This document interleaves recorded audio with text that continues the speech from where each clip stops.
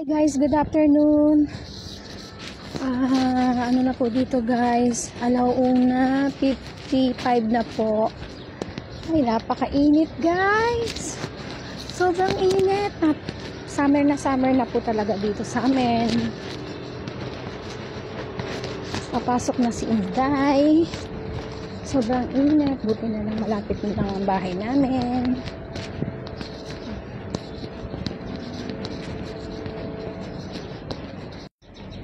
Inday guys.